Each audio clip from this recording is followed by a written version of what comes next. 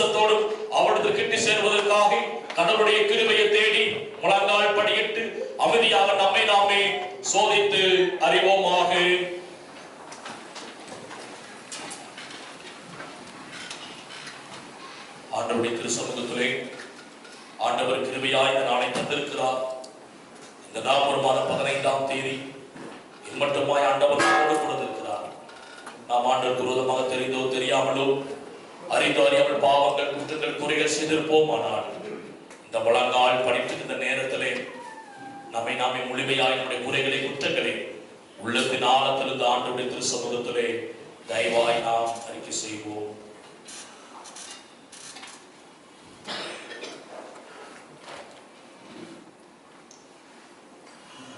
உங்கள் பாவங்களை நிமித்தம் உலகத்தோடு உண்மையாய் மனஸ்தாபப்பட்டு அவரிடத்தில் அன்பு சிறிதமாய் இருந்து இனி கடவுளுடைய கற்பனைகளை கை கொண்டு புதிதாக்கப்பட்டவர்களாய் அவருடைய பரிசுத்தமாக நடப்போம் என்று தீர்மானிக்கிற நீங்கள் நமது ஆண்டவர் இயேசு கிறிஸ்துவின் மூலமாய் சர்வவல்லமையுள்ள கடவுளோடு ஒப்புரவாகும்படி மறுபடியும் உங்கள் பாவங்களை மனத்தாழ்மையாய் அறிக்கையிடுங்கள்.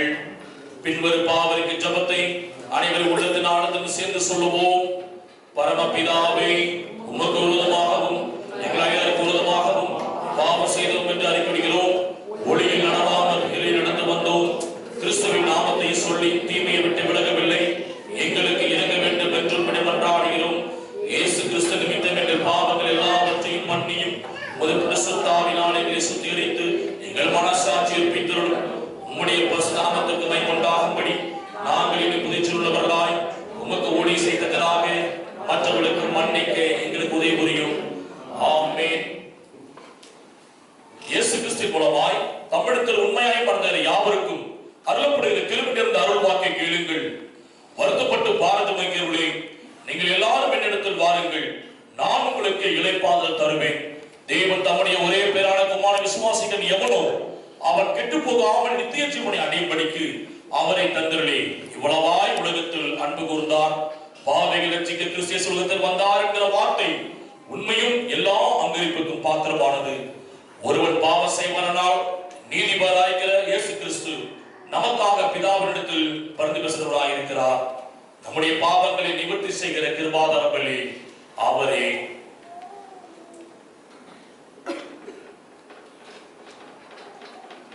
நம்முடைய பரமபிதாவாகிய சர்வவல்லமையுள்ள கடவுள் உத்தம மனஸ்தாபத்தோடும் உண்மையான விசுவாசத்தோடு தம்மிடத்திற்கு மனம் திரும்பி தங்கள் சகோதர குற்றங்களை மன்னிக்கிற யாவருக்கும் பாவ மன்னிப்பை அருளச் செய்வோம் என்று மிகுந்த இரக்கமாய் வாக்குத்தத்தம் செய்திருக்கிறார். அவர் நம்முடைய ஆண்டவர் இயேசு கிறிஸ்து நிமித்தம் உங்களுக்கு இறங்கி உங்கள் பாவங்கள் எல்லாவற்றையும் மன்னித்து அவைகள் இன்று உங்களை விடுதலையாக்கி சகல நன்மைகளும் உங்களை உறுதிப்படுத்தி நிலைநிறுத்தி உங்களை நித்திய ஜீவகரையில் சேர்ப்பாராக. ஆமென். தேவனுக்கே ஸ்தோத்திரம் உண்டாவதாக. கர்த்தரோடு இருப்பாராக. சபையா யாவரும் நிற்போம். சங்கீதத்தை மாறி மாறி வாசிக்க கேட்போம். சங்கீத புஸ்தகம் 8வது சங்கீதத்தை மாறி மாறி வாசிக்க கேட்போம். சங்கீத புஸ்தகம் 8.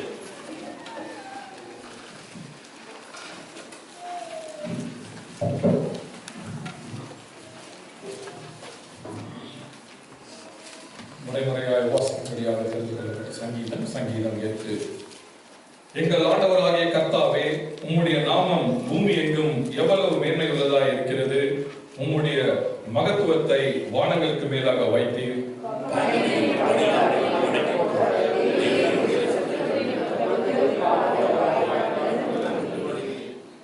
உமது விரல்களின் கிரியையாகிய உம்முடைய வானங்களையும் நீர் ஸ்தாபித்த சந்திரனையும் நட்சத்திரங்களையும் நான் பார்க்கும்போது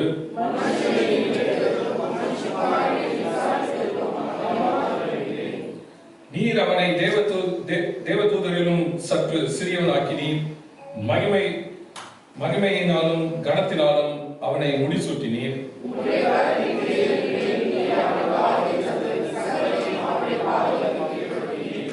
ஆடு மாடு எல்லாவற்றையும் காட்டு மிருகங்களையும்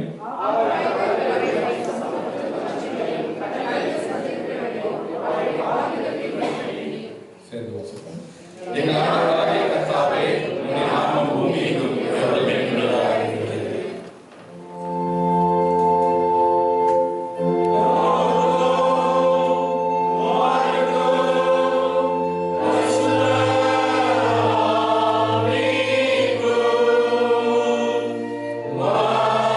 Maria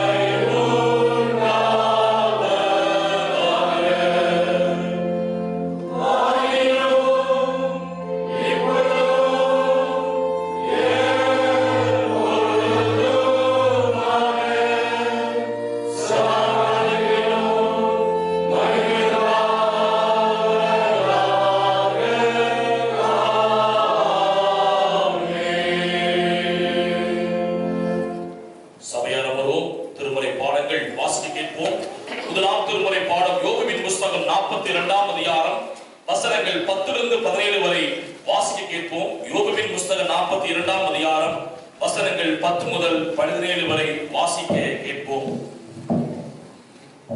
வாசிக்கும்படியாக தெரிந்து கொள்ளப்பட்ட முதலாம் திருமறை பாடம் யோபு 42ஆம் அதிகாரம் வசனங்கள் 10 முதல் 17 முடிய.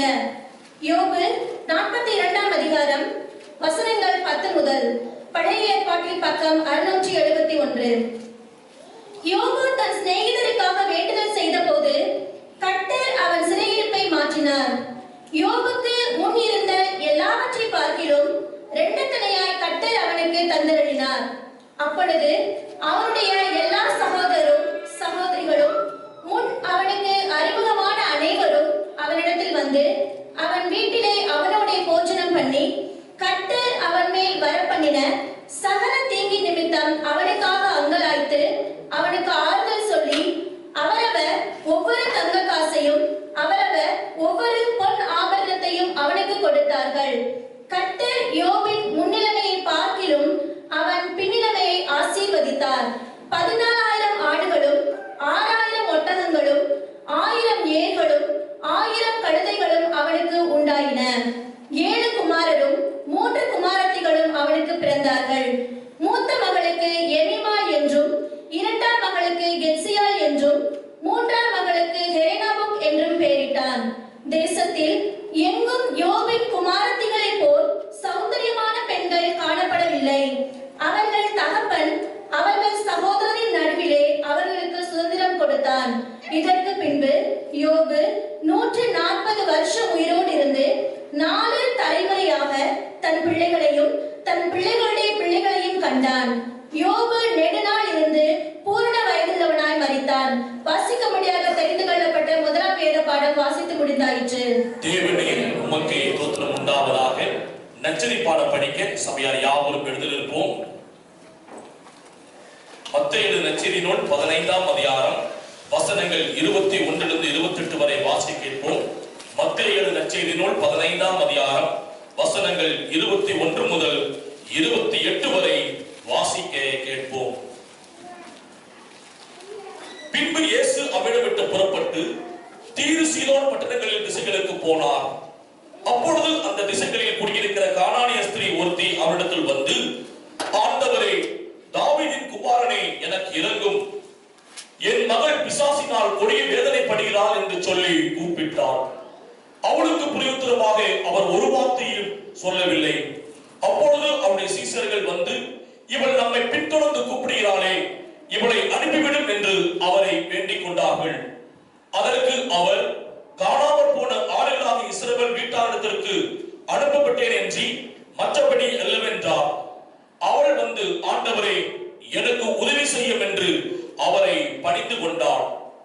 அவர் அவளை நோக்கி, பிள்ளைகளின் அப்பத்தை எடுத்து நாய்க்குட்டிகளுக்கு போடுகிறது நல்லதல்ல என்றார். அதற்கு அவள், மெய்தான் ஆண்டவரே, ஆகிலும் நாய்க்குட்டிகள் தங்கள் எஜமான்களின் மேஜையிலிருந்து விழும் துணிக்கைகளை தின்னுமே என்றார். இயேசு அவளுக்கு பிரயுத்தரமாக, ஸ்திரீயே, உன் விசுவாசம் பெரியது, நீ விரும்புகிறபடி உனக்கு ஆக கடவுது என்றார். அந்த நேரமே அவள் மகள் ஆரோக்கியமானாள். வாசிக்க தெரிந்து கொள்ளப்பட்ட நச்சரி பாடம் வாசித்து முடிந்தாயிற்று. கிறிஸ்துவே உமக்கே மகிமை உண்டாவதாக. நின்ற வண்ணமாகவே அருளுக்கு ஆயத்த வண்ணமாக பாமாலயம் 329 பாடுவோம். அருள்நாதா நம்பி வந்தேன், நோக்க கடைவீர் கைமாறி என்ற பாடலை நின்ற வண்ணமாய் பாடுவோம்.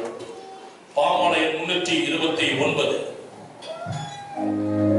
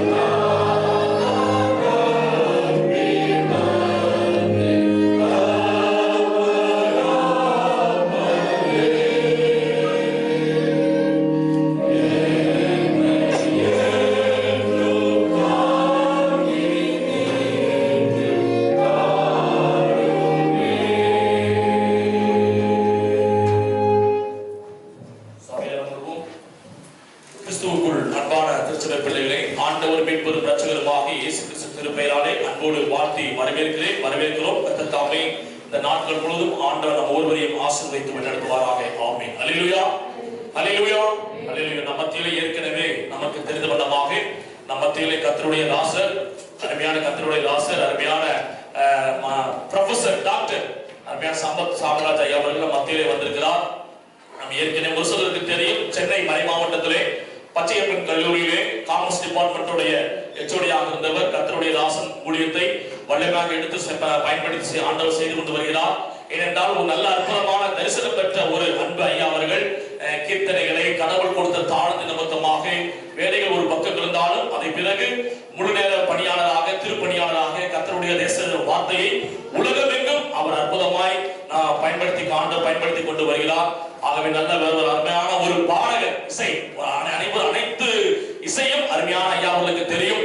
நம்முடைய முறையாக நம்முடைய கீர்த்தனையில் உள்ள அந்த அற்புதமான 72 தாய்ரார்கள் சொல்லக்கூடிய அந்த ஆதித்தாளம், ஊரி கல்யாணி ராகம், இப்படிப்பட்ட அற்புதமான தாளங்கள் கொண்ட ஒரு அற்புதமான கர்த்தருடைய தாசர் நம் மத்தியில் வந்திருப்பது மிகப்பெரிய ஒரு மகிழ்ச்சியான காரியம். இன்றைக்கும் நாளைய தினத்தில் நம் மத்தியிலே கர்த்தருடைய வார்த்தையை பகிர்ந்து கொண்டிருக்கிறார். ஆகவே இந்த வந்திருக்கிற அருமையான ஐயா அவர்களை நம்முடைய சிஎஸ்ஐ தமிழ் சர்ச் ஆலயத்தின் குடும்பத்தின் சார்பாக அருமையான ஐயாவை வாழ்த்தி அன்போடு வரவேற்கிறோம். இந்த நாளில் கர்த்தருடைய வார்த்தை அன்பு ஐயா அவர்கள் நம்மோடு பகிர்ந்து கொள்வார்.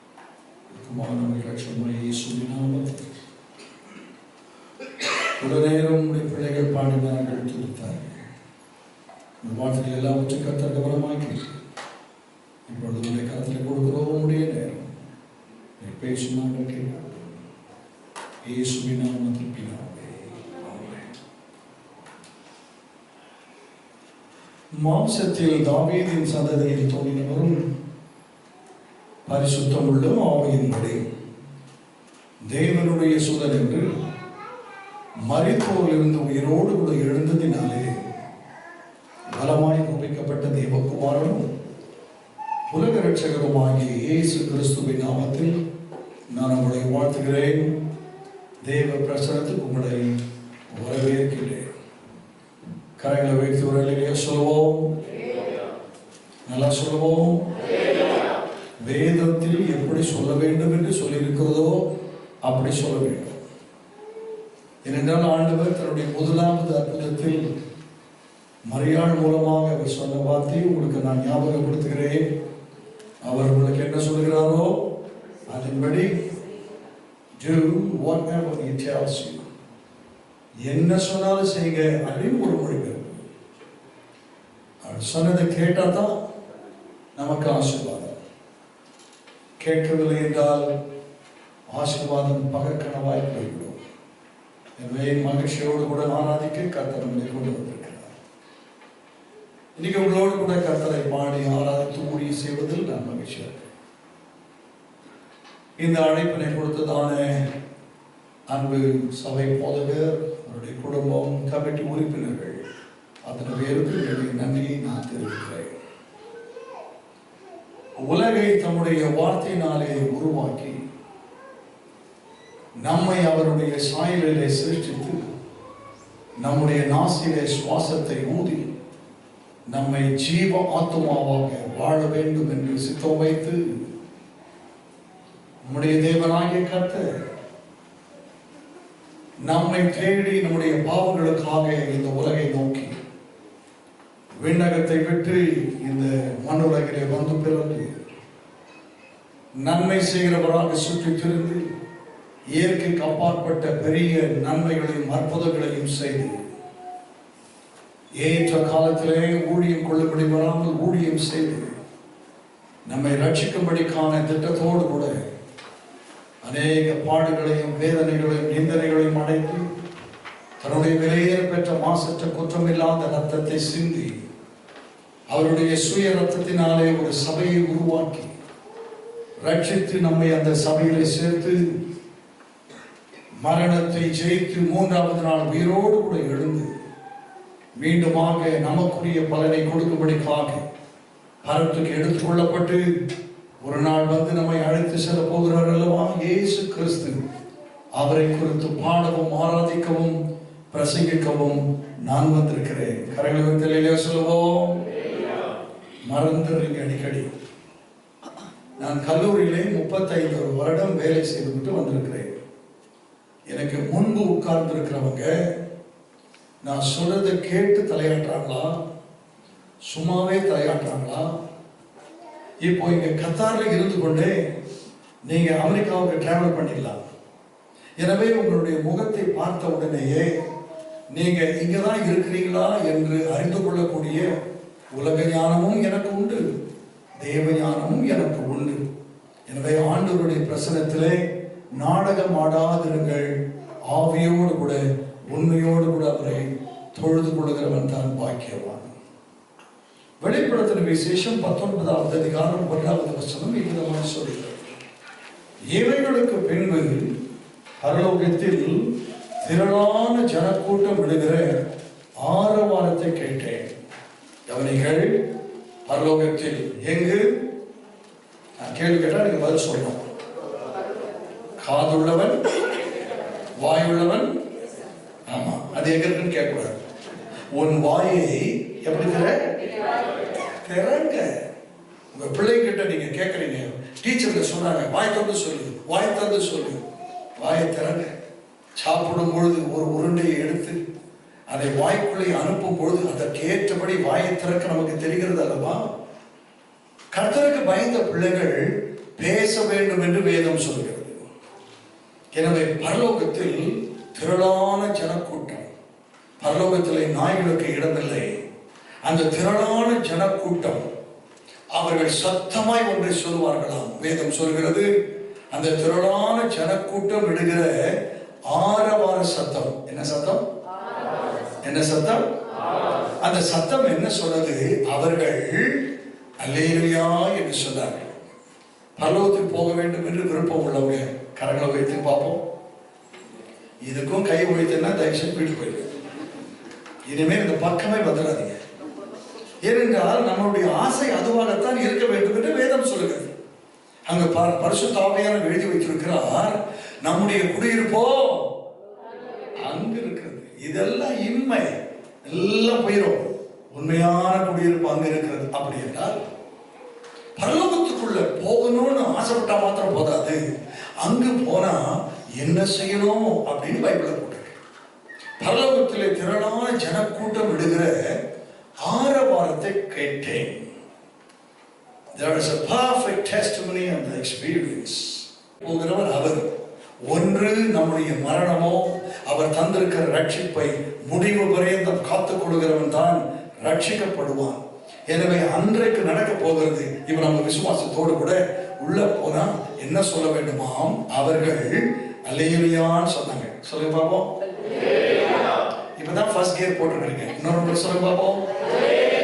நான் மறுபடியும் சொல்றேன், உங்களுடைய சொபிஸ்டிகேஷன், படிப்பு, உங்க திறமை, உங்களுடைய வேலை, உங்க சொத்து, 3 பரம்பரைக்கு நம்ம உட்காந்து சாப்பிடுவோம், நின்றுட்டாவது சாப்பிடுங்க.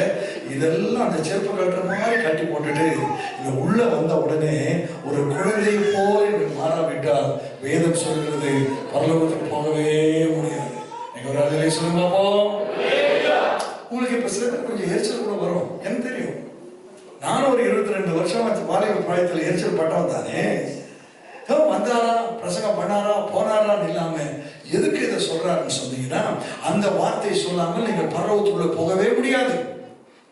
தென்னிந்திய திருச்சபையிலே நமக்கு இருக்கிற ஒரு கெட்ட பழக்கம், சிலதெல்லாம் என்ன சொல்லிடுவோம், இதெல்லாம் நம்ம சொல்லக்கூடாது, அதெல்லாம் பெந்தகோஸ்தேக்காரன் சொல்லுவான் அப்படின்னா உங்க பைபிள் அப்போஸ்தலர் 2ஆம் அதிகாரம் இருக்கா இல்லையா? இருக்கா இல்லையா? அப்ப பரிசுத்த ஆவி உண்டென்று விசுவாசிக்கிறேன்னு சொல்லுகிற நீங்கள் பரிசுத்த ஆவியானவர்களால் எழுதப்பட்ட இந்த வார்த்தையை அப்படியே நம்புங்கள். உங்கள் வாழ்க்கையினுடைய ரகசியமே அதற்குள் தான் இருக்கிறது. எனவே அதில் இருக்கிறபடி எங்க ஒரு அலையில சொல்லுங்க. மறுபடியும் நான் சொல்றேன், உங்க காலில் விழுந்தா நீங்க அலையிலையா சொல்றீங்கன்னா நான் ready. I am prepared to humble myself. உங்க பிடிவாத குணத்தை தயவு செஞ்சு விட்டுருங்க.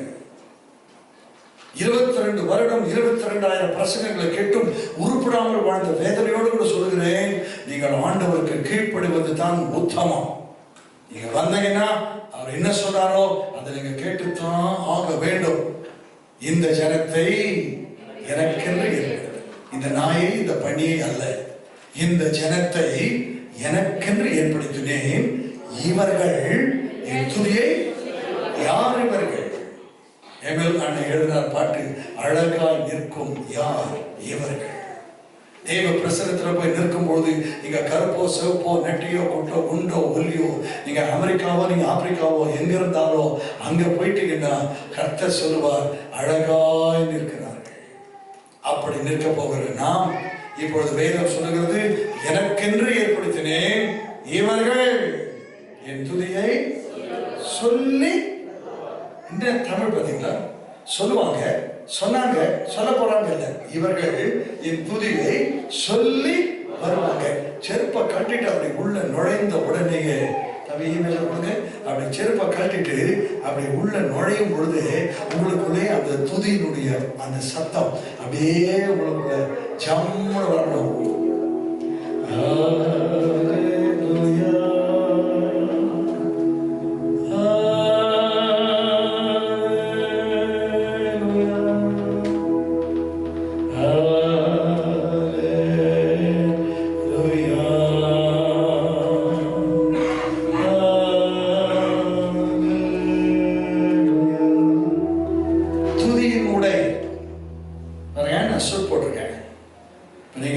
போட்டுக்கிறீங்க, டை கட்டிட்டு வந்துருக்கிறாங்க, சுடிதார், சாரி, அங்கி, வீட்டு போனா லுங்கி, எல்லாமே துணிதான். ஆனா அது நம்முடைய அவுட்ஃபிட்டர் அந்த வடிவமைப்பாளர் அழகா தச்சு அப்படி கொடுத்த உடனே நம்மளுக்கு என்ன ஒரு அழகு. அதே போல ஆண்டவர் உங்களை அழகா பார்க்கறதுக்குன்னே துதியினுடைய உங்களுக்கு தந்திருக்கிறாரு. அதை இப்பொழுது நீங்கள் அணிந்து கொள்ளணும். ஆடை இல்லாதவன் அரை மனிதனா.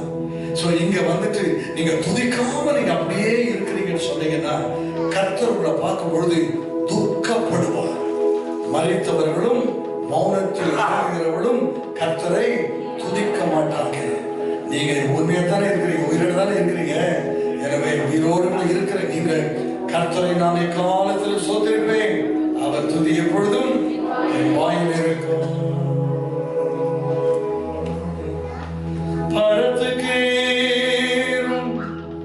படிகள் போலவே என் பாதை தோன்ற பண்ணுமையா எந்த தேவனே கிருபையாக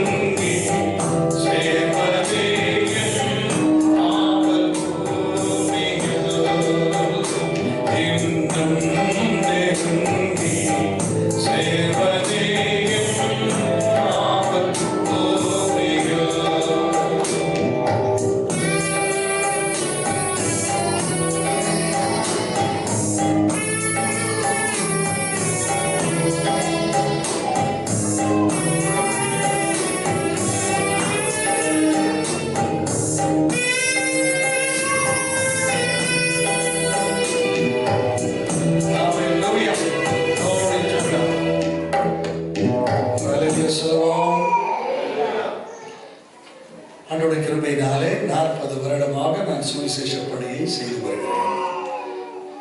எனக்கு தெரிந்ததெல்லாம் பாட்டு மாத்திரம்தான். இதில் இருக்கிற முக்கியமான ஒரு சுவாரஸ்யத்தை நான் சொல்கிறேன். அன்றைய கிருபையினாலே உலகத்தின் அனைத்து ஆசியா நாடுகள் முழுவதுக்கும் சென்று வருகிறேன். எத்தனை நாடுகளுக்கு சென்றாலும், எத்தனை புது பாடல்கள் வந்தாலும், ஒரு கீர்த்தனையில இருக்கிற ஒரு சுவை, ஒரு கீர்த்தனையில இருக்கிற ஒரு நயம், ஒரு கீர்த்தனையில இருக்கிற ஒரு வல்லமை எந்த பாட்டிலும் இல்லை. அதை நான் எங்கு வேண்டும் என்றாலும் சொல்லுவேன். ஏனென்றால் ஒவ்வொரு பாடலுக்கும் ஒரு சரித்திரம் இருக்கிறது, ஒரு வேத ஆதாரம் இருக்கிறது. மேலை நாடுகளிலே நம்முடைய ஆட்கள் தமிழ்நாட்டிலிருந்து போனா கூட வெளிநாட்டுக்கு போயிட்ட உடனே தமிழே தெரியாத மாதிரி போடுவாங்க பாருங்க டிராமா.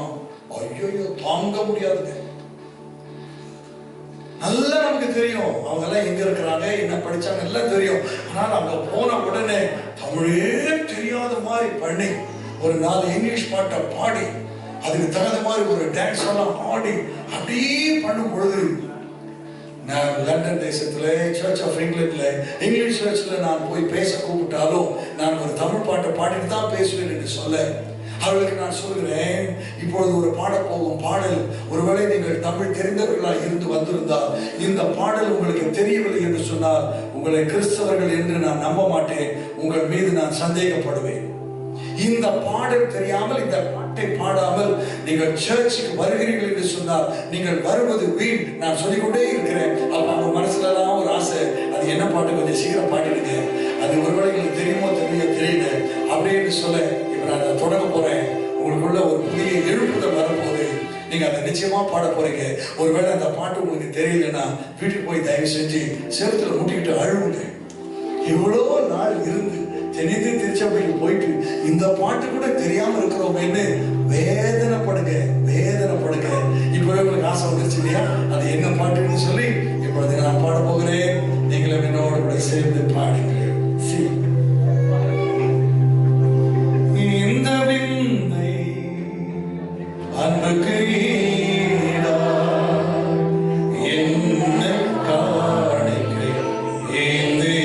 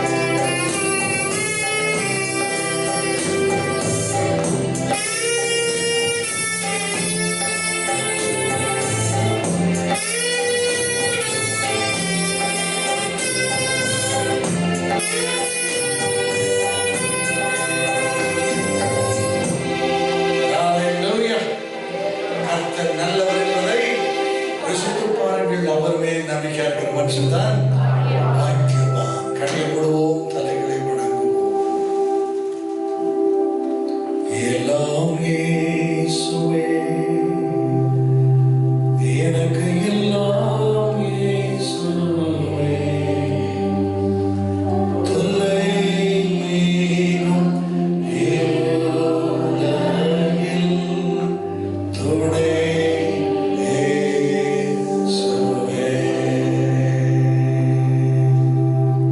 தொல்லை மீறும் இவ்வுலகில் துணை இயேசுவே. அதை தேடி நாடி ஓடியே வருவார் தினமும் நீ மனமே. தேனிலே மகிழும் இயேசுவின் நாமம்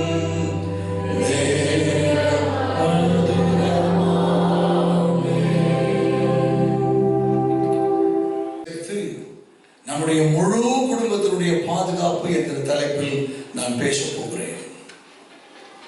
ஏனென்றால் வேதம் சொல்கிறது, நானும் என் வீட்டாருமோ வென்றால் கர்த்தரையே, கர்த்தரையும் அல்ல, கர்த்தரையே, we will serve the Lord alone. As for us, me and my family, கர்த்தரை சேவிக்க வந்திருக்கிறீர்கள். கர்த்தரை சேவிப்பதனால் ஆண்டவர் உங்களுக்கு தருகின்ற பாதுகாப்பு என்ன? அதைத்தான் இன்றைக்கு நான் உங்களோடு கூட பேச போகிறேன். The protection of the Lord, the safety of the Lord. என் கல்லூரியிலே நான் படிக்க சேர்ந்த பொழுது ஒரு அதிகாரி என்னை தேடி வந்தார். பிரின்சிபல் அனுப்பி வைத்தார், சார் உங்க வாழ்க்கைக்கு, உங்க ஆயுளுக்கு நாங்க பாதுகாப்பு கொடுக்க வந்திருக்கிறோம் அப்படின்னு சொன்னார். எனக்கு ஆச்சரியமா இருந்தது. இன்னும் முதல் சம்பளம் கூட வாங்கல, அதுக்குள்ள நம்ம வாழ்க்கைக்கு, ஆயுளுக்கு இவர் பாதுகாப்பு கொடுப்பாராமே. அப்படியா? சொல்லுங்க சொல்லுங்க. அவர் சொன்னார், எங்களுடைய காப்பீட்டு கழகம். அதுக்கு தான் அவங்க சொல்றாங்க LIC. இதை நீங்க எடுத்தீங்கன்னா உங்கள் வாழ்க்கைக்கும் பாதுகாப்பு, உங்க பணத்துக்கும் பாதுகாப்பு, நீங்க டாக்ஸ் கட்ட தேவையில்லை, நீங்கள் தப்பித்துக் கொள்ளலாம். அப்படியா? நான் என்ன செய்ய வேண்டும்? நீங்கள் மாதம் ஒரு குறிப்பிட்ட தொகையை கட்ட வேண்டும்.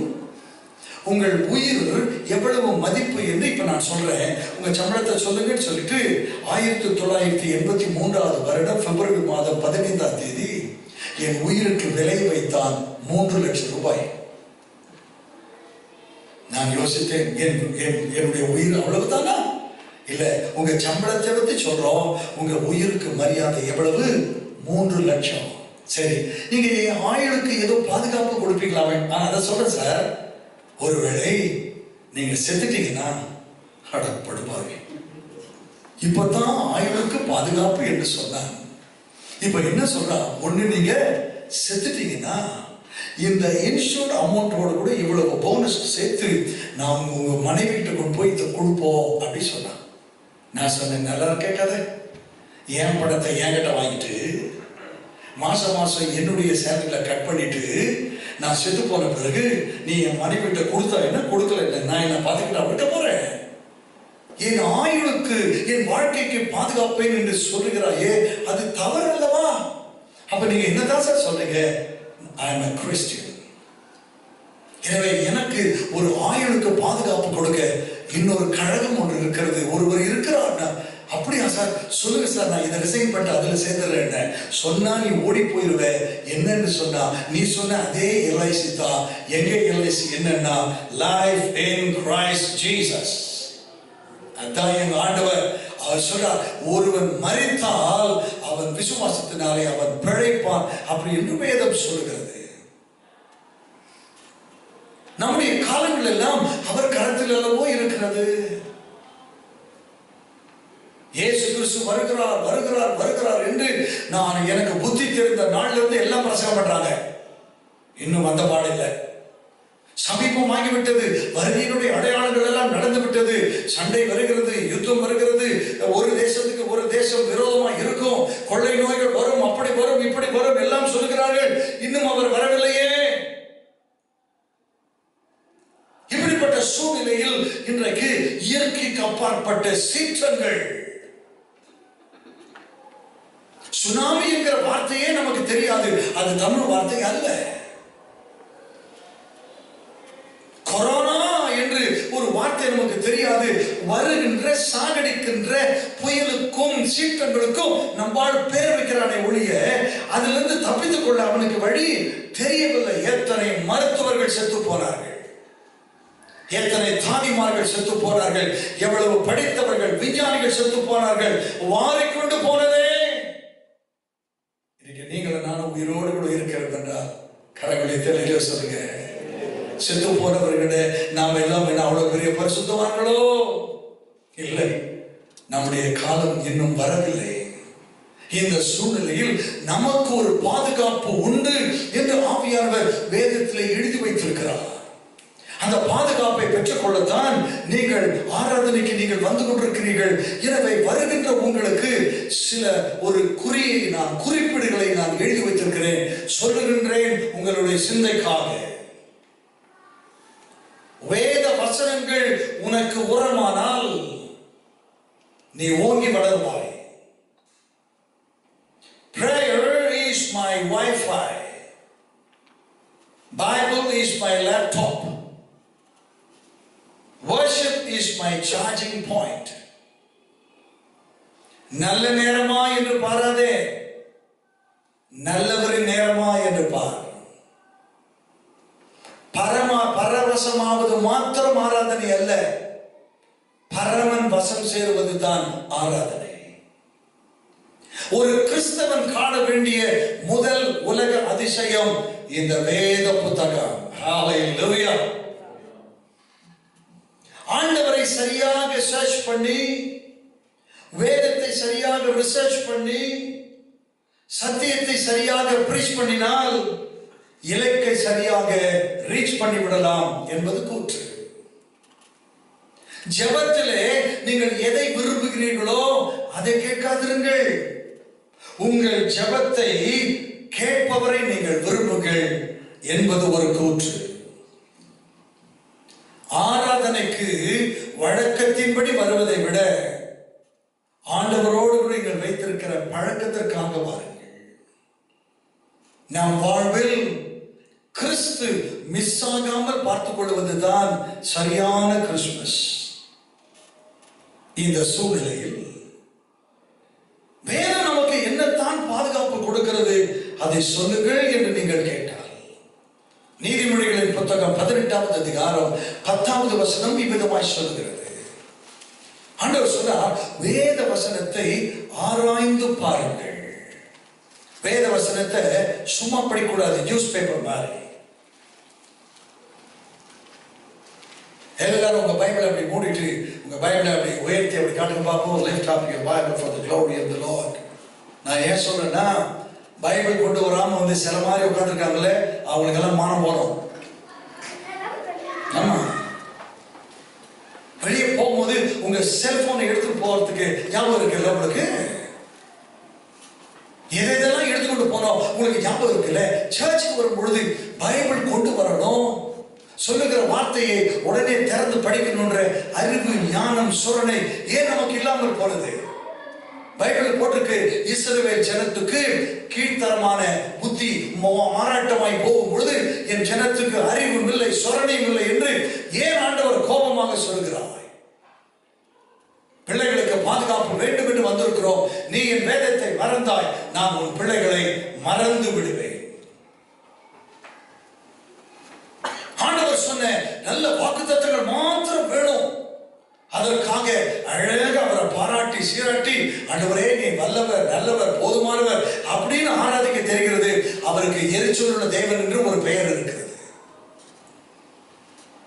நான் உன்னை விட்டு விலகுவதும் இல்லை, உன்னை கைவிடுவதும் இல்லை என்று உன் மேல் மனதுருகின்ற அருள்நாதர் சொல்கிறார் என்று ஒரு ஊழியக்காரன் ஏற்றி இறக்கி உங்கள் மனதை கொள்ளை கொள்ள பேசினால் நீங்கள் அல்லேலூயா என்று சொல்லிவிடுகிறீர்கள். ஆனால் வேதம் சொல்கிறது, நீங்கள் என்னோடு கூட இருந்தால் நான் உங்களோடு கூட இருப்பேன், என்னை விட்டுவிட்டால் நானும் உங்களை விட்டு விடுவேன் என்று தான் அவர் சொல்லியிருக்கிறார்.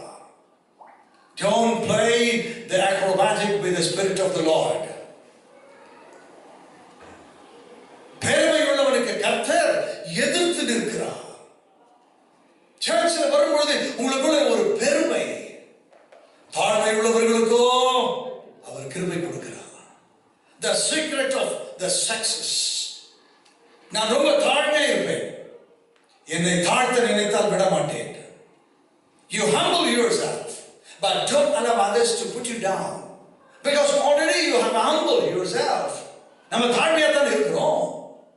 மற்றவர்கள் நம்மை தாழ்த்துகிற அளவுக்கு கர்த்தர் நம்மை விட மாட்டார். இங்கு சொல்லுகின்றார் பாருங்கள், ஒரு அருமையான பாதுகாப்பின் வார்த்தை. The name of the Lord is a strong fort, and the righteous runneth into it, and he is safe.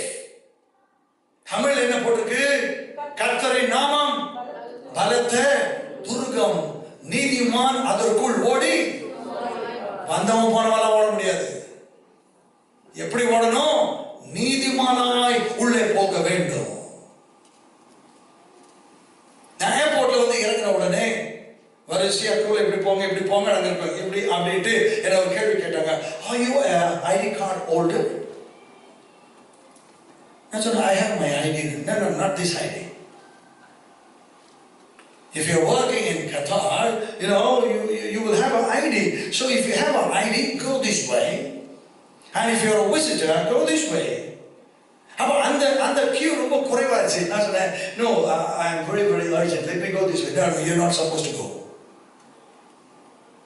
எல்லாரும் அதில் போக முடியாது, எல்லாரும் அதில் போக முடியாது. அதே போலத்தான் நீங்க ஆண்டவருக்குள்ளே பாதுகாப்பாக இருக்க வேண்டும் என்றால், ஒருவேளை நீங்க நினைக்கலாம், நான் ரொம்ப காணி கொடுக்கிறேன், சர்ச்சை தொடங்கின நாள்ல இருந்து நான் இருக்கிறேன் அப்படி என்று பெருமை பாராட்டினால், ஒரு பணத்தை வைத்து ஆண்டவருடைய ஆசீர்வாதத்தை வாங்க நினைத்தால், வேதத்தில் வசனம் இருக்கிறது, உன் படம் உன்னோட கூட நாசமாய்த்தான் போகும். ஆண்டவர் ரொம்ப சிம்பிளா நமக்கு சொல்லி தராங்க. அந்த சிம்பிளா அவர் சொல்றதை இன்னைக்கு நம்ம புரிஞ்சுக்கிட மாட்டோம். சாதாரணமான ஒன்றை அவர் ரொம்ப தெளிவா சொல்றார். கேளுங்கள், சொல்லுங்க, கேளுங்கள், சத்தமா சொல்லுங்க, கேளுங்கள். அதான் தப்பு. வேதத்தில் ஒரு எழுத்து ஒரு உறுப்பு கூட உங்க இஷ்டத்துக்கு மாற்றக்கூடாது. கேளுங்கள், கேளுங்க, கேட்கிற எவனும். அப்ப இது வரைக்கும் உங்களுக்கு கிடைக்கலன்னா நீங்க கேட்கல. ஏன் கிடைக்கல? நீங்க கேட்கிற மாதிரி கேட்கல. கேட்கிற எவனும் பெற்றுக் கொள்வான். ரொம்ப சிம்பிளா சொல்றாரு. கேட்டீங்கன்னா கொடுப்பேன். ஹோட்டல் போறீங்க, டேபிள் உட்காந்துறீங்க, ஆர்டர் எடுத்துட்டு வரலாம். சார் சொல்லுங்க சார், என்ன சாப்பிடுறீங்க? சார் சாப்பிட்டு தானே. ஆமா, பின்ன எதுக்கு வந்தேன்? சொல்லுங்க சார். சார் சொல்லுங்க சார், ஏதாவது கொடு. அவன் கொடுத்துருவான். மாவாட்டுறது யாரு? உங்க கையில எவ்வளவு பணம் இருக்கோ, உங்க கார்டுல என்ன பணம் இருக்கோ, அதுக்கு தகுந்த மாதிரி நீங்க ஆர்டர் பண்ணணும். ஊர்ல பஸ்ல ஏறோம், கண்டக்டர் கேட்பாரு, எங்க சார் போறீங்க? போகும்போது எங்கன்னு கேட்பா. நீங்க எங்க போறேன்னு சொல்லணும். உலகத்திலேயே நீங்க கேட்டாதான். ஆண்டவர் சொல்றாரு, நீங்க கேளுங்க, அதுதான் ஜெபம். ஒரு சிம்பிளா அவர் சொல்றாரு, கேளுங்க, ஜெபம் பண்ணுங்க. நீங்க அதை செய்ய மாட்டீங்க.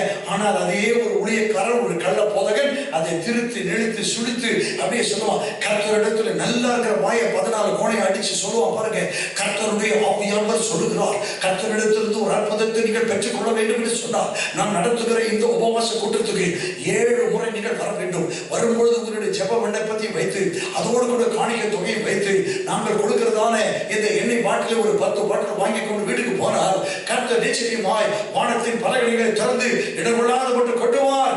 ஹல்லேலூயா அப்படின்னு சொன்ன உடனே எப்படி இருந்துச்சு? அப்படியே சொன்னாரு. ஆண்டவர் ரொம்ப சிம்பிளா உங்க பாதுகாப்புக்கு சொல்றத கொஞ்சம் புரிஞ்சுக்கிட்டீங்க. ஏன் உங்களுக்கு தெரியல? எல்லாவற்றையும் எழுதி மகத்துவமாக உங்க கையில கொடுத்திருக்கிறார். உங்கள் வாழ்க்கைக்கு இதுதான் தீபம், உங்கள் வாழ்க்கைக்கு இதுதான் வெளிச்சம், இதுதான் பாதை. கையில வெண்ணெய் வச்சுக்கிட்டு சொல்லுங்க, நான் கேட்ட வார்த்தையாது. கையில வெண்ணெய் வச்சுக்கிட்டு நெய்க்கு அலை வாங்கலாம். அதுக்கு கூட எப்படி போட்டு சொல்றாங்க? நெய்க்கு என்ன பண்றாங்க? அலை வாங்க. சில பந்தியில சில பிள்ளைங்க உட்காந்துருப்பாங்க, அப்படி கொண்டாந்து ஊறுகாய் வைப்பான். அவன் போயிட்டு வரதுக்குள்ள ஊறுகாய் சாப்பிடுவான். ஒரு பொரியல் வச்சுட்டு அப்படி போவான், அது கூட சாப்பிடுவான். அப்ப சில ஏன்னா அலையில இல்ல பொருடா சாப்பாடு போற வரைக்கும் கொஞ்சம் இரு, அப்படியே அலைவாங்க. அந்த மாதிரி நம்ம கையில இருக்குது வெண்ணெய்.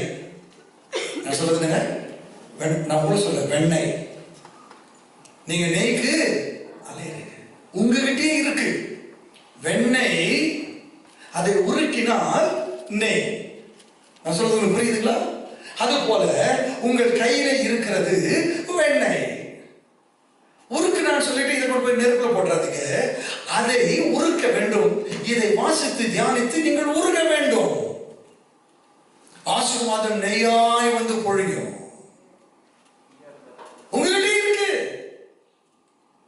இருக்கிறத விட்டுட்டு நீங்க பறக்கிறதுக்கு ஆசைப்படுறீங்க. Each and every promise is condition based.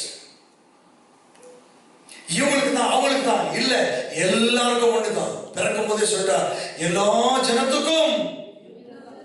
கிறிஸ்தவங்களுக்கு மாத்திரம் இல்ல, எல்லா ஜனத்துக்கும்.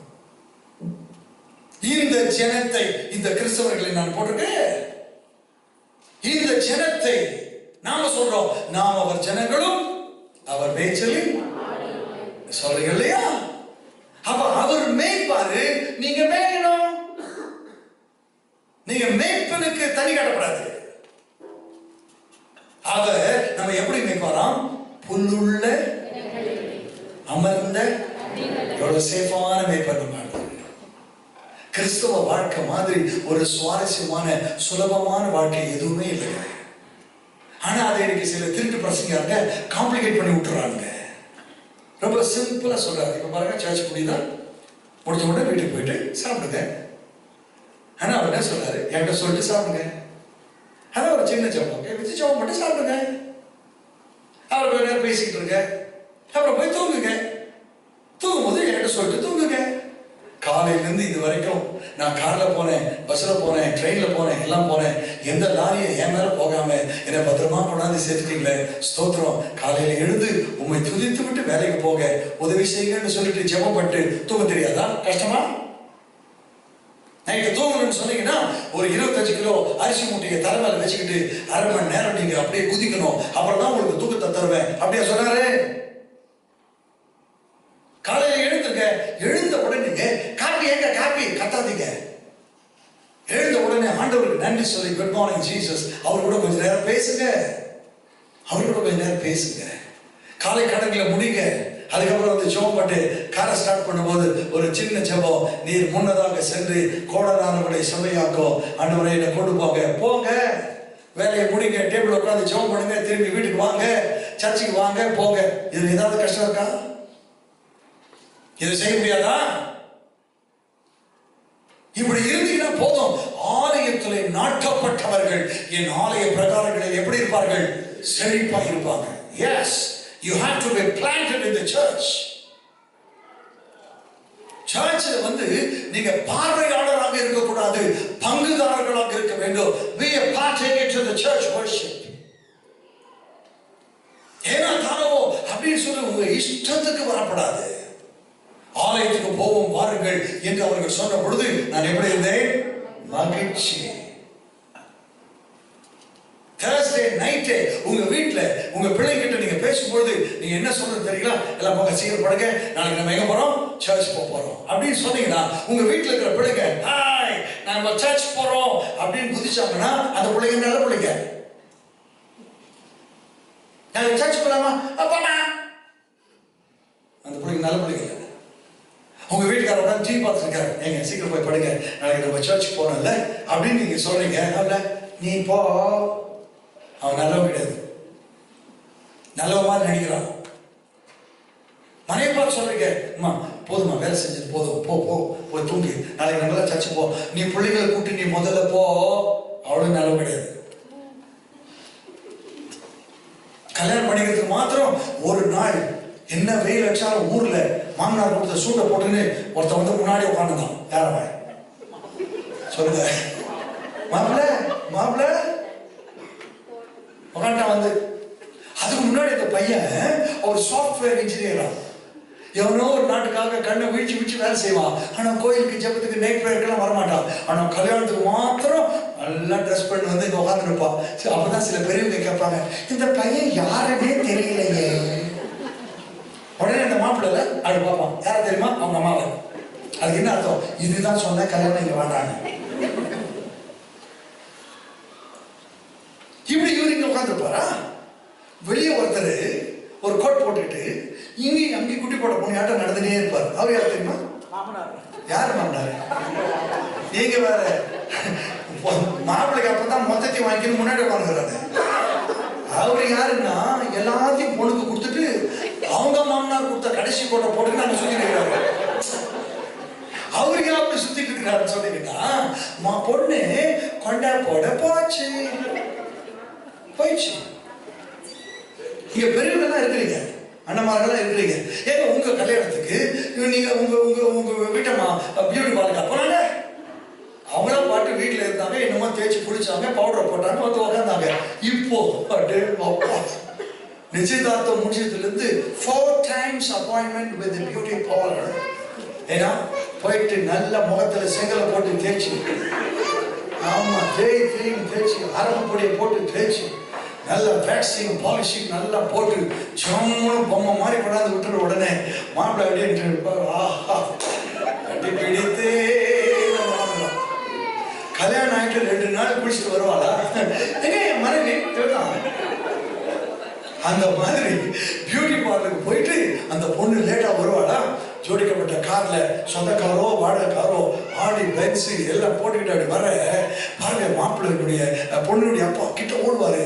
இந்த வீடியோகிராஃபர் இந்த போட்டோகிராஃபர் இருக்காங்களே, அப்பா அப்படியே சார்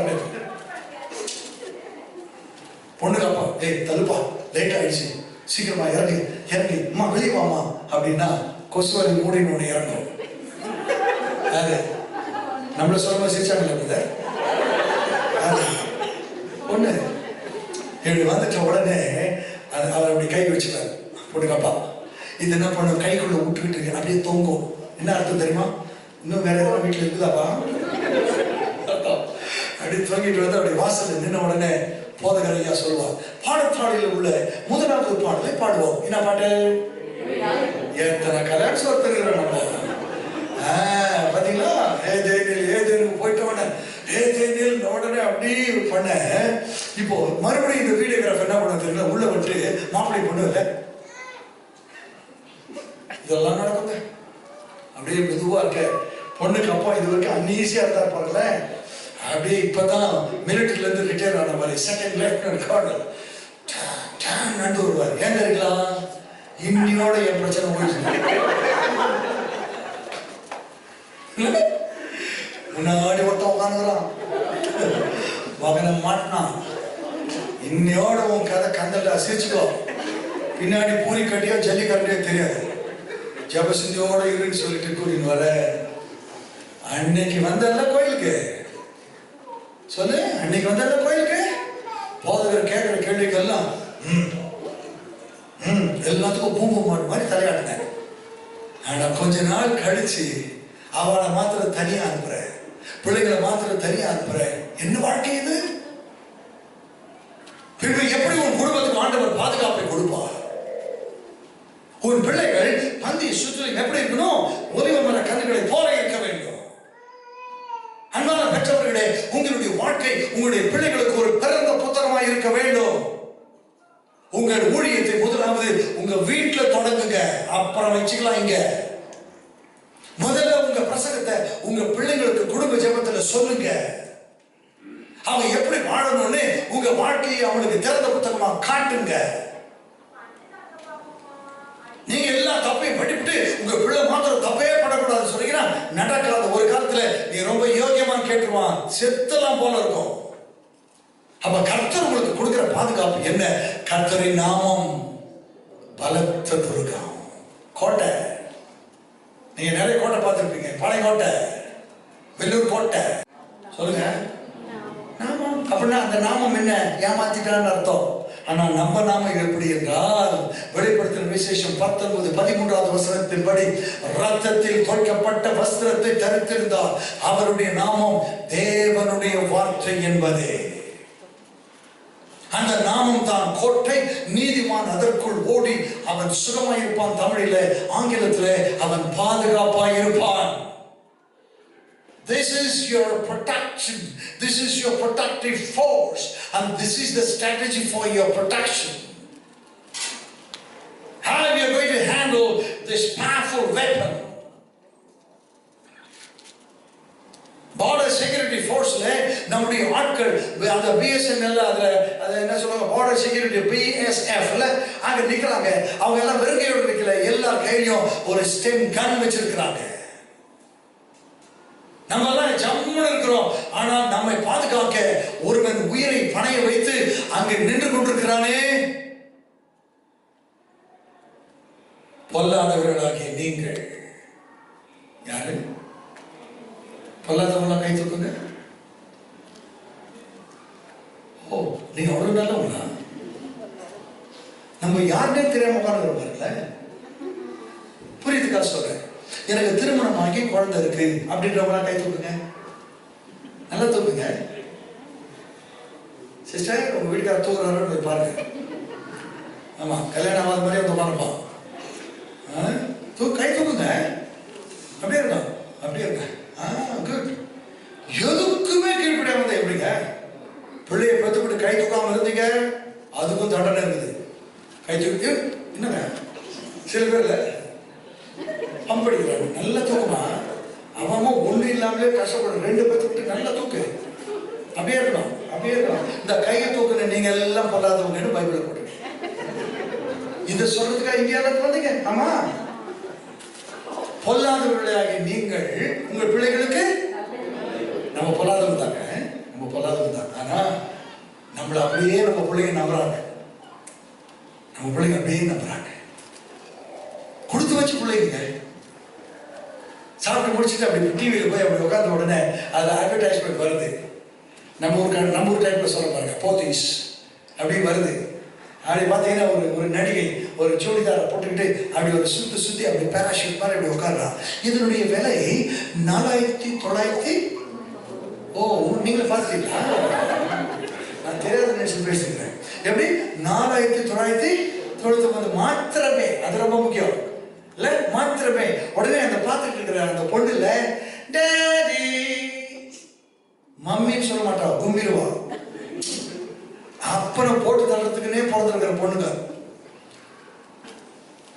அப்போ அவங்க அம்மா சொன்னாங்க, ஏய் சும்மா இருங்க. சும்மாருமா, எங்க டாடி நான் எது கேட்டாலும் கொடுத்துருவாரு. அவங்க அப்பனுக்கு சம்பளமே 3000 தாங்க. ஆனா அந்த பெண் பிள்ளைக்கு அப்பா கொடுப்பார்ன்ற நம்பிக்கை இருக்கு.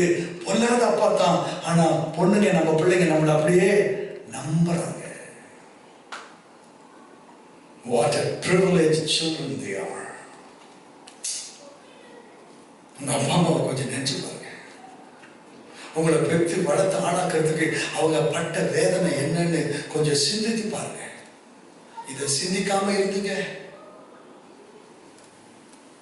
ஒரு அப்பாவை தன் பிள்ளையை கூட்டிட்டு ஒரு ஹோம் கூட்டு போறான். ஒரு ஹோம்க்கு அவன் பையன், daddy where are you going? No, we want to give our grandpa a very good place to spend his days அப்படின்னு கூட்டு போனோடனே அவன் அப்பா எடுத்துட்டு அவன் அந்த ஃபீஸ் எல்லாம் கட்டிடுறான். கட்டிட்டு, டாடி சந்தோஷமா டாடி அப்படின்னு கேட்குறான். அந்த அப்பா எப்படிங்க பார்த்துருப்பாரு? தேங்க்யூ மை சன் அப்படி சொல்லியிருப்பாரு. அவ்வளோதானா? சரி, நீ சந்தோஷமா நான் இல்லாமல் இருக்க முடியும்னா இரு அப்படின்னு திரும்பி பார்த்தா பையனை காணும். பையனை கேட்க எங்க போன? இல்லை டாடி, அந்த ஃபீஸ் ஸ்ட்ரக்சர்லாம் எவ்வளோன்னு கேட்டேன். ஏன்னா உனக்கு நான் சேர்க்கணும்ல. அப்பதான் தெரியும் உங்களுக்கு. பொல்லாதவர்களாக நீங்கள் இருக்கும்போதே அப்பா அம்மாவை நேசிக்க கத்துக்கங்க பிரியமானவர்களே. நான் எங்க அப்பாவையும் விழுந்தேன், அம்மாவையும் விழுந்தேன். இன்றைக்கும் அந்த வேதனை எனக்கு இருக்கிறது. ராஜாமங்களில் நினைத்து பார்க்கிறேன். என் அப்பா என்னை எப்படி கூப்பிடுவாரோ அந்த சத்தத்தை நான் கேட்கிறேன். என் அம்மா என்னை தூங்க வைக்கும் போது பாட்டு பாடினார்களே, அதை நினைத்து பார்க்கிறேன். உயிரோடு கூட இருந்த பொழுது ஆலயம் முடித்து விட்ட பிறகு எங்களுக்கு பாட்டெல்லாம் சொல்லி கொடுத்தாரு. எங்க அப்பா தான் எனக்கு பாட்டுக்கு குரு, அதெல்லாம் சொல்லி கொடுத்தாரு. நினைத்து பார்க்கிறேன். நீங்க உங்க பிள்ளைக்கு ஏதாவது செஞ்சீங்களா? போலீஸ் பேரண்ட் மாதிரி வீட்டில் நடத்துட்டாய் வா இதுக்கு பார்த்தீங்க. கிறிஸ்தவ பண்பாட்டையே மறந்து விட்டு வாழ்ந்து கொண்டிருக்கிறோம். பொல்லாதவர்களாகி நீங்கள் உங்கள் பிள்ளைகளுக்கு பொல்லாத நாமே இப்படி நம்ம பிள்ளைகளுக்கு சேர்த்து வைக்கிறோமே. நமக்கு ஒரு நல்ல அப்பா, கரங்களை வைத்து சொல்லுங்க, பயத்தின் ஆவியை கொடாமல் அப்பா பிதாவை என்று கூப்பிடத்தக்கதான புத்திர சுவிகாரத்தின் ஆவி தந்த அவர் நமக்காக உயிரையே தந்தவர். நமக்கு சொல்லுகின்றார், நான் உங்களுக்கு எழுதி கொடுத்திருக்கிற இந்த வசனம் உங்களை பாதுகாக்கும். பாதுகாப்பு கொடுக்கக்கூடிய இந்த வசனத்தை நீங்கள் வாசிக்கிறீர்களா? உங்களை பார்த்து ரொம்ப நான் தாழ்மையா சொல்றேன். உங்களுக்கு வயசு 40 வருஷம் வரிசையா தெரியுமா? வருஷத்துக்கு ஒண்ணுங்க. வயசு 40 வசனம் தெரியல, ஜம்பமா சர்ச்சில் இன்னமும் நீங்க தான் பிஷப் மாதிரி உட்காந்துக்கிறீங்க. ஆண்டவர்களை பார்த்து கணக்கு கேட்டா நீங்க என்ன சொல்ல போறீங்க? கத்தாரில் வேலை செய்றீங்களே, சும்மா நேரம் வந்துட்டீங்களா? அகதி மாதிரி வந்துட்டீங்களா? படிச்சீங்களா? ஒரு தொழிலை படிச்சீங்களே, கண்ணுகருத்தமா படிச்சீங்களே. ஒரு சாதாரண உலக புத்தகத்தை படித்த பொழுது அந்த உலக ஞானமே ஒரு கத்தாரிலே உங்களுக்கு நல்ல ஒரு வேலையை கொடுத்து நல்ல ஒரு வாழ்க்கை தந்திருக்கும் பொழுது தன் உயிரையே கொடுத்து அந்த ரத்தத்தினால் வேதத்தை எழுதி ஒரே ஒரு புக்கை உங்க கையில கொடுத்திருக்கிறார். 40 வருஷமா 50 வருஷமா 60 வருஷமா இதை கையில வச்சிருக்கிறீங்களே ஒழிய இதை நீங்க வாசிக்கவில்லையே. அப்படி என்றால் இதுல இருக்கிற ஆசீர்வாதம் பாதுகாப்பா உங்களுக்கு எப்படி வரும்?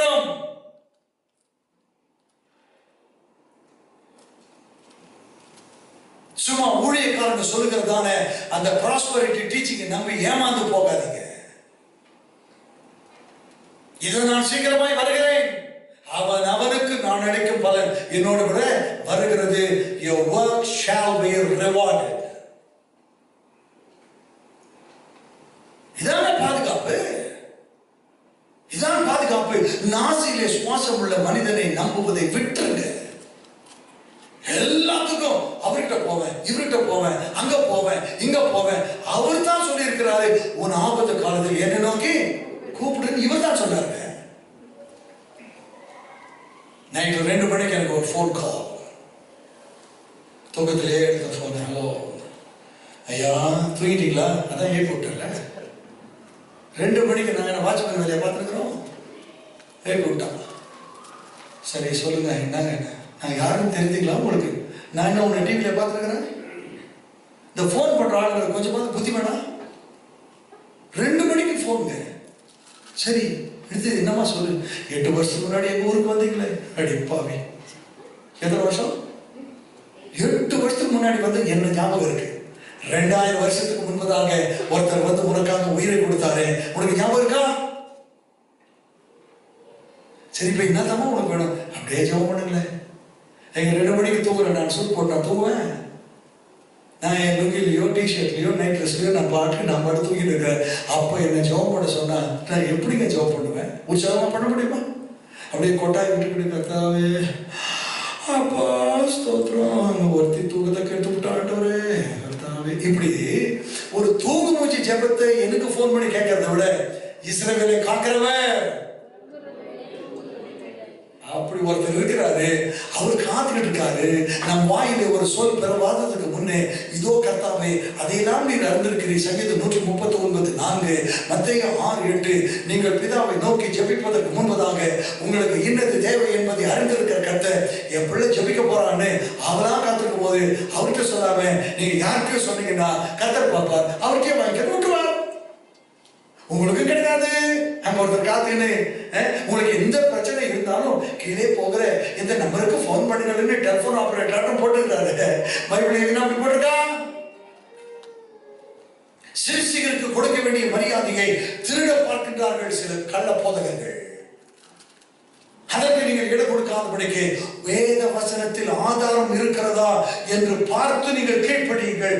அதுதான் உங்களுக்கு பாதுகாப்பு. கர்த்தரை நாமம் பலத்த துர்கம், நீதிமான் அதற்குள் ஓடி எப்படி இருப்பான்? உள்ள இருக்கணும், வெளியே இருக்கப்படாது.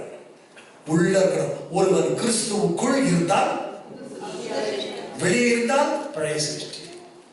கிறிஸ்துவுக்குள் எங்களை எப்பொழுதும் உள்ள, கிறிஸ்துவுக்குள் எங்களை யாரை சொல்லுங்க, யாரை எங்களை வெற்றி சிறக்க பண்ணி எல்லா இடங்களிலேயும், கத்தாரில் மாத்திரம் கூட கிடையாது, உலகத்தின் எல்லா இடங்களிலும் எங்களை கொண்டு உம்மை அறிகிற அறிவின் வாசனையை வெளிப்படுத்துகிற தேவனுக்கு, கிறிஸ்துவுக்குள் இருக்கிறவனுக்கு அறிவு இருக்கும். ஜெபிக்கும் பொழுது வசனம் சொல்லி ஜெபிப்பான், அவனுக்கு அறிவு இருக்கும். அதான் நமக்கு டெலிபோன் நம்பர். ஜெபிக்கும் பொழுது ஏதாவது செய்யுங்கப்பா அப்படின்னு பிச்சைக்கார ஜபெல்லாம் ஜெபிக்க கூடாது. ஒரு டெலிபோன் நம்பர் ரைட்டா போட்டீங்கன்னா யார் கூட பேசணுமோ கிடைக்கும். அது போல ஆண்டவர் சொல்லியிருக்கார் வசனம், பிள்ளைகளுக்காக ஜெபிக்கிறீங்க, எக்ஸாமினேஷன் போறாங்க. ஒருவன் ஞானத்தில் குறைவுள்ளவனாய் இருந்தால் யாவருக்கும் சம்பூர்ணமாய் கொடுக்கிறவரும் ஒருவரையும் கிடைத்துக் கொள்ளாதவனாகிய தேவனிடத்தில் கேட்கிறவன் அப்படின்னு யாக்கோபு 1:5 போட்டுக்கே, ஆண்டவரே என் பிள்ளைக்காக நான் ஜெபிக்கிறேன், என் பிள்ளைக்கு நல்ல ஞானம் தாங்கப்பா அப்படின்னு பெத்தவங்க நீங்க ஜெபம் பண்ணுங்க. ஆனா நீங்க ஜெபம் பண்றது இல்ல. அங்க எக்ஸாம் எழுதுறவங்களுக்கு சிறப்பு பிரார்த்தனை நடத்துறாங்களா, அங்க கொண்டு போய் விட்டுருவோம். ஆமா, உன் பிள்ளைக்கு நீங்க ஜெபம் பண்றதை விட நான் ஜெபம் பண்ணா டிராமா மாதிரி தான் ஜெபம் பண்ணுவேன். அவன் ஏன் பிள்ளை இல்ல, உங்க பிள்ளைக்காக கண்ணீரோடு கூட வாரத்தோடு கூட ஜெபிக்க, உபவாசத்தை ஜெபிக்க உங்களுக்கு தான் முடியும். அதுதான் உங்களுடைய கடமை. இல்ல அவருக்கு ஒரு 1000 ரூபாய் அனுப்பிட்டு அவரை ஜெபம் பண்ண சொல்லலாம் அப்படின்னா பெற்றது நீங்க. இப்படிப்பட்ட கெட்ட ஊழியர்கள் இன்னைக்கு நடந்துகிட்டு இருக்குங்க. சிருஷ்டிகரை நான் அடையாளம் காட்ட வேண்டும். அதைத்தான் வேதம் சொல்லுகிறது. சங்கீதம் 86:17 கர்த்தாவே நீர் எனக்கு துணை செய்து என்னை தேற்றுகிறதை பகைஞர் கண்டு வெட்கப்படும்படிக்கு எனக்கு அனுகூலமான ஒரு அடையாளத்தை காண்பித்தரணும். உங்களை தேற்றுவார், உங்களை தைரியப்படுத்துவார், அவர் தான் தருவார். அந்த பாதுகாப்பு இன்றைக்கு உங்களுக்கு வேண்டும் என்று சொல்லி குறித்த நேரத்தில் உங்களோடு கூட கர்த்தருடைய பாதுகாப்பை குறித்து நான் பேசிவிட்டேன். நான் உங்களோடு கூட இருந்தால் நாளை காலை நேரத்தில் 10:30 மணிக்கு நான் உங்களை சந்திக்கிறேன். விடுதலையோடு கூட பாடி ஆராதித்து ஒரு ஆலயத்தினுடைய கட்டுமான பணியை கொடுத்து எழுந்து கட்டுவோம் வாருங்கள் என்கிற தலைப்பிலே உங்களோடு கூட நான் பேசுவேன். கர்த்தருடைய கிருபை, இரக்கம், அன்பு, தெய்வ பாதுகாப்பு, பராமரிப்பு உங்கள் அனைவரோடு கூட இருப்பதாக கரங்களிலே சொல்வோம். God bless you.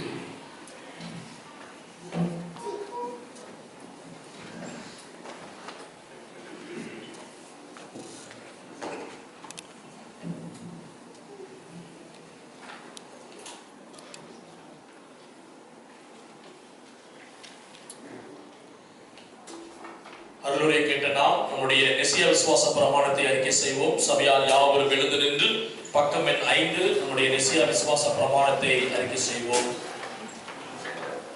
வானத்தை பூமியும் காணப்படுகிறது காணப்படாதமான எல்லாவற்றையும் படைத்தவராயிருக்கிற சர்வல பிதாவாகிய ஒரே தேவனை விசுவாசிக்கிறேன். ஒரே கர்த்தருமாய் தேவனுடைய ஒரே பேரான குமாரனாய் இருக்கிற இயேசு கிறிஸ்துவை விசுவாசிக்கிறேன்.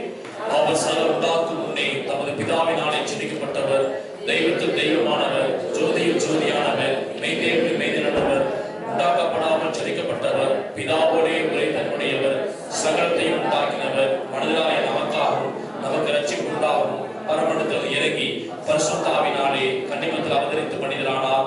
நமக்காக பொது காலத்தில் சிலுவையில் அறையப்பட்டு பாடுபட்டு அடக்கம் பண்ணப்பட்டார். வேத வாக்கின்படி 3ஆம் நாள் உயிர்த்தெழுந்தார். பரமண்டத்துக்கு ஏறி பிதாவோடு வசனம் வச்சிருக்கிறார். உயிரோரையும் மரித்தோரையும் நியாயத்திற்கு மகிமையோடு திரும்ப வருவார். அவருடைய ராஜ்யத்துக்கு முடிவில்லை. கர்த்தருமாய் ஜீவனை கொடுக்கிறவமாய் பிதாவிலும் குமார் என்று புறப்படுகிறவமாய் பிதாவோடும் குமாரோடும் சுத்தரிக்கப்படுகிறவமாய் தீர்க்க தரிசனமாய் தனது பரிசுத்த ஆவியை விசுவாசிக்கிறேன். ஒரே பரிசுத்த பொதுவான அப்போஸ்தல திருச்சபையை முன்னிட்டு விசுவாசிக்கிறேன். பாவ மன்னிப்பு நியமிக்கப்பட்ட ஒரே ஞானஸ்தானத்தை அறிக்கிறேன். மரித்தோர் உயிர்த்தெழுதலும் அறிவிக்கு ருச்சித்து காத்திருக்கிறேன். ஆமென். சபையார் அமர்வோம். இன்றைக்கு தான் முதல் முறையாக இந்த ஆலயத்துக்கு புதிதாக வந்த பிள்ளைகள் யாராவது இருப்பீனானால் எழுந்திருக்கும்படி அன்போடு கேட்டுக்கொள்கிறேன். புதிதாக வந்த பிள்ளைகள் யாராவது இருப்பீனானால் எழுந்திருக்கும்படி அன்போடு கேட்டுக்கொள்கிறேன். சபையாருக்கு அறிவிக்கப்பட வேண்டிய அறிவிப்புகள்.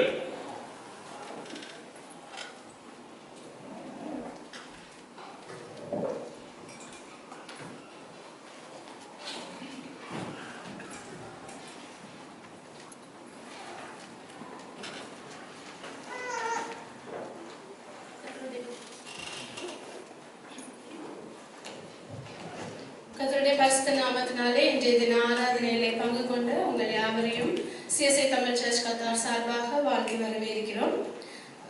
மறுபடியுமாக இந்த நேரத்தில் நமக்கு ஒரு நல்ல ஒரு மெசேஜை நம்மளுடன் பங்கிட்ட நம்முடைய special guest doctor Sampath Chamaraj அவர்கள், ஸ்பிரிச்சுவல் ராக் மினிஸ்ட்ரிஸ் அவர்களுக்கும் இந்த நேரத்தில் ஒரு விசை கூட நாங்கள் நன்றியுடன் சபையின் சார்பாக வாழ்த்துகிறோம்.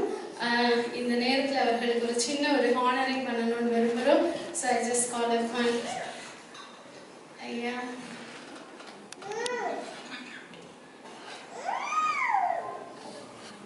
கரங்களை தட்டி உற்சாகம்.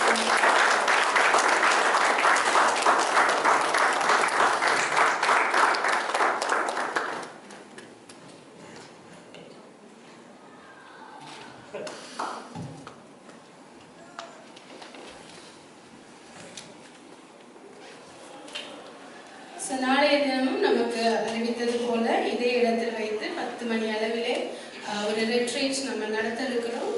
டாக்டர் சம்பத் அவர்கள் நம்மளுடன் இணைந்து பல கருத்துக்களை நம்மளுடைய ஃபேமிலிக்காகவும் நம்முடைய சர்ச்சுக்காகவும் நம்மளுடன் பகிர்ந்து கொள்ள இருக்கிறாங்க.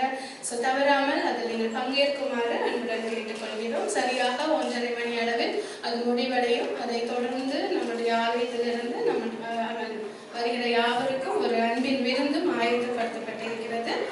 சபையார் யாவரும் உங்களுடைய நண்பர்களையும் உங்களுக்கு தெரிந்தவர்களையும் நீங்கள் அழைத்து வருமாறு அன்புடன் கேட்டுக்கொள்கிறோம். அநேக பாடல்கள் பாட இருக்கிறார்கள். ஸோ பங்கேற்குமாறு அன்புடன் கேட்டுக்கொள்கிறோம். அதே போல நாம் ஏற்கனவே அறிவித்தது போல அடுத்த வாரம் வியாழக்கிழமை நமக்கு கேம்ப் ஃபயர் ஃபர்ஸ்ட் அட்வென்த்தை முன்னிட்டு நம்முடைய சர்ச் குரூப்ல ஆல்ரெடி அனௌன்ஸ்மெண்ட்ஸ் போட்டிருக்கிறாங்க. பட் ஸ்டில் ஒருவேளை நீங்கள் அந்த குரூப்ல இல்லை அப்படின்னா இந்த நேரத்தில் மறுபடியும் அறிவிக்கிறோம். வியாழக்கிழமை வருகிற வியாழக்கிழமை 7 மணி அளவிலே கேம்ப் ஃபயர் ஆயத்தப்படுத்தப்பட்டிருக்கிறது. ஸோ அதற்கு ஒரு சின்ன ஒரு டோக்கன் கலெக்ட் பண்ணுறோம்.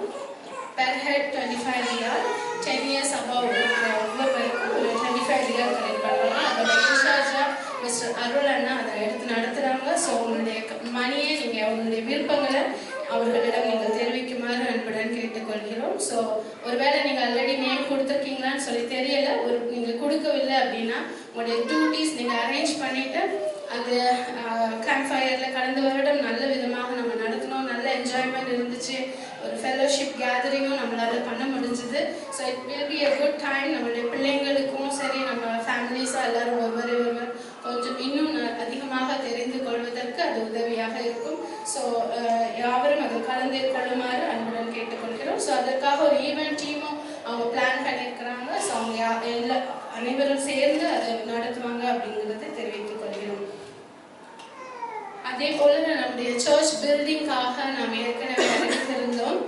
வருகிற நாட்களிலே ஒவ்வொரு சர்ச் மெம்பர்ஸையும் மீட் பண்ணி அதற்காக கமிட் பண்ணியிருக்கிற ஒவ்வொருவரையும் மீட் பண்ணி காணிக்கை காரியங்களை குறித்து பேசுவதற்காக ஒரு குழு அதற்காக வரும் என்பதை நாம் அறிவித்திருந்தோம். ஸோ அந்த பில்டிங் கமிட்டிக்காக ஆயத்தப்பட்டிருக்கிறவர்கள் இன்னைக்கு ஃபைனல் அனௌன்ஸ்மெண்ட் உங்களுடைய பெயர்களை ஆயரிடமோ அல்லது டேனியலிடமோ கொடுக்குமாறு அன்புடன் கேட்டுக்கொள்கிறோம். ஸோ இது ஃபார் ஃபியூச்சர் ஜென்ரேஷனுக்காக கட்டப்படுகிற ஒரு ஆலயம்.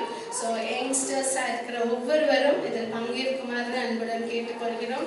உற்சாகமாக இணைந்து கர்த்தருடைய ஆலயத்திலே கட்டி எழுப்புமாறு உங்கள் ஒவ்வொருவரும் நீங்கள் ஜெபத்துடன் கூட இந்த பணியில இறங்குமாறு அன்புடன் கேட்டுக்கொள்கிறோம். கடந்த வார காணிக்கை விவரங்கள்.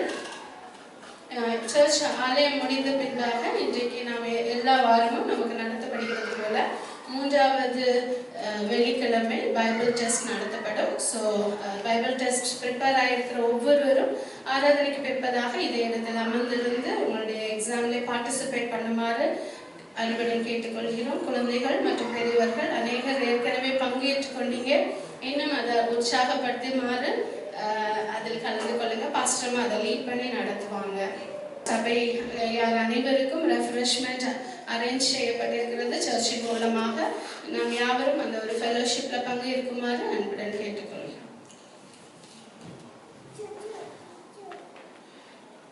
அன்பானவர்களே, கூடுதல் ஒரே ஒரு அறிவிப்பு சொல்லிவிடுகிறேன். நாம் ஆராய்ச்சி முடிந்தவுடனே அருமையான மிஸ்டர் அருள் அவரிடத்திலே நீங்கள் ஐயாவிடத்திலே உங்களுடைய ஃபேமிலி மெம்பர்ஸ் நீங்கள் அந்த நம்பர்ஸ் சொன்னீங்க என்றால் அதுக்குண்டான எல்லா ப்ரிப்பரேஷன் ஆயத்தப்படுவதற்கும் அதோட ஆயத்தங்கள் செய்வதற்கு பேருதவியாக இருக்கும். ஆகவே குடும்பத்தில் எத்தனை பேர் என்று சொல்லி என்று சொல்லி 25 rupees யார் என்று சொல்ல போடப்பட்டிருக்கிறது. ஆக முடிந்த உடனே அருமையான அருளையா இடத்தில் இருப்பார்கள் என்ட்ரன்ஸ்லே.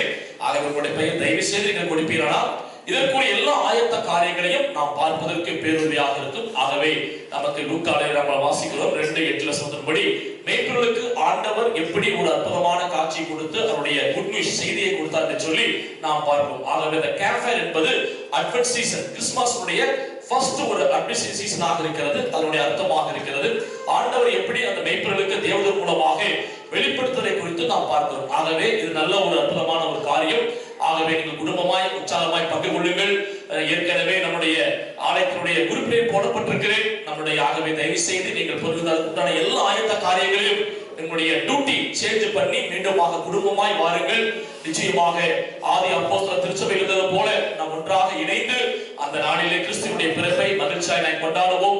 கடவுள் ஒவ்வொருவருக்கும் ஒரு தாளத்தை கொடுத்திருக்கிறார். குடும்பமாகவோ தனியாகவோ இல்ல தனியாக இருக்கிற பேச்சலாக இருக்கிற அப்படின்னு யாரும் நினைக்க வேண்டாம். இந்த ஆலயத்துல நம்ம எல்லாரும் ஒரே குடும்பம், பலராக இருந்தாலும் ஒரே அப்பத்தில் பாடம் பண்ணுகிறோம் என்ற அந்த சிந்தனை நமக்குள்ளாக இருக்கிறது. ஆகவே தயவு செய்து இதை குறித்து நீங்கள் கவலைப்பட வேண்டாம். ஆக குறுகிய நேரத்திலே நீங்கள் வருவீரானால் கேம்ப் ஃபயருக்கு சீக்கிரத்தில் உண்டான காரியம் முடிக்கப்பட வேண்டும். ஏனென்றால் அடுத்த நாள் ஃப்ரைடேக்குரிய ஆராதனைக்காக நாம் ஆயத்தப்பட வேண்டும், ஜெபத்திலே தரித்திருக்க வேண்டும். ஆகவே நாம் என்ன உலகத்துடைய காரியங்கள் இருந்தாலும் நாம் ஜெபத்திலே உறுதியாக இருப்போம். ஆகவே தயவு செய்து நீங்கள் வருகின்ற வியாழக்கிழமை உத்தரவு குறிப்பிக்கும்படி அன்போடு கேட்டுக்கொள்கிறேன். அதே போல நாளை தினத்திலே அருமையான சிறப்பான கர்த்தருடைய தாசர் அருமையான ஐயாவர்கள் நமக்கு கொடுத்திருக்கிறார். உற்சாகமாய் வாருங்கள், ஜெபம் செய்வோம். நேசிக்கிற அன்புள்ள இயேசு சுவாமி, வானத்தை பூமியை உண்டாக்கினவர் நீர் அல்லவா? வருஷத்தை இப்படி நன்மையால் முடிசூட்டுகிறேன்.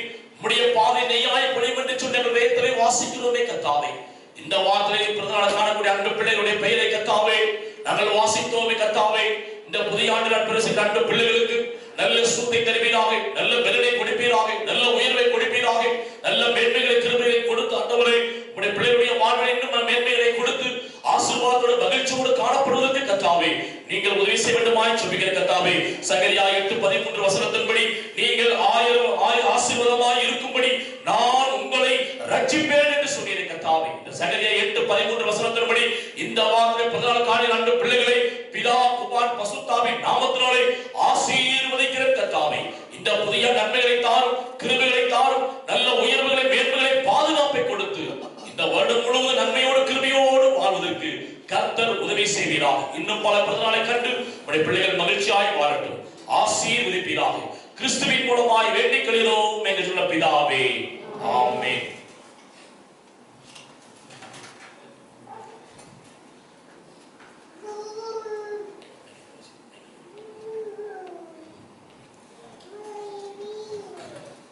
காணிக்கை பாடலாக நாம் யாவரும் எழுந்திருந்து கிறிஸ்துவ கீர்த்தனை பாடுவோம்.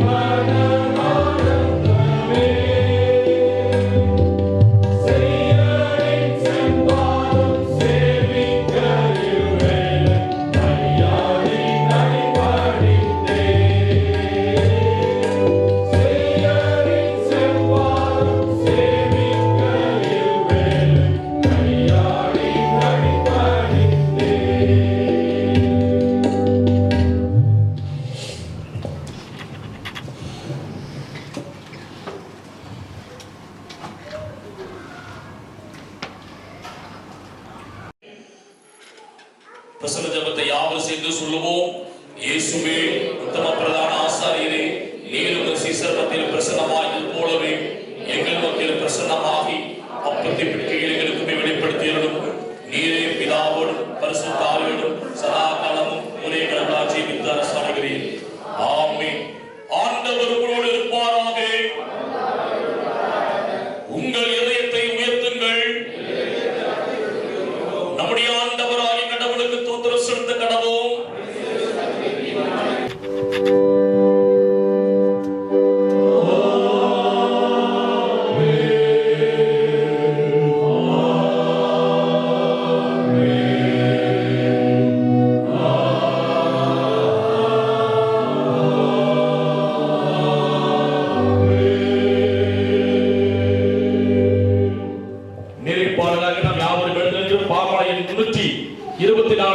பாதை காட்டும் மாயகோப என்ற பாடலை நாம் யாவரும் எழுந்து பாடுவோம். கிறிஸ்தவை பாவனையின் 324 பாதை காட்டும் மாயகோபா என்ற பாடலை நாம் யாவரும் எழுந்து பாடுவோம்.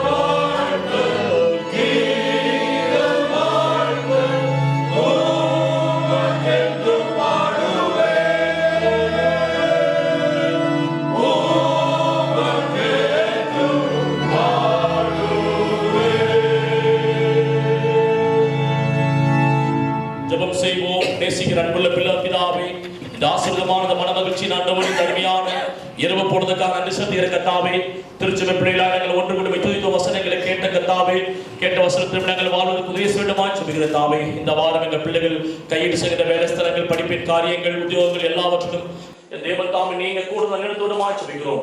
ஆசீர்வதிப்பீராக. உமது வேண்டுதல் எல்லாம் கர்த்தர் நிறைவேற்றுவாராக. சங்கீதம் 25 வசனத்தின்படி இந்த வாரம் முழுவதும் கர்த்தாவே எங்க பிள்ளைகளுடைய எல்லா காரியத்திலும் கர்த்தர் கூட இருந்து நீங்க வழிநடத்த வேண்டுமாய் ஜெபிக்கிறோம். சமாதானத்தில் ஒவ்வொருவரையும் வழி அனுப்புவீராக. கிறிஸ்துவின் மூலமாய் வேண்டிக் கொள்கிறோம் எங்கள் பிதாவே. கர்த்தர் உங்களோடு இருப்பாராக. தேவ சமாதானத்தோட போய் வாருங்கள்.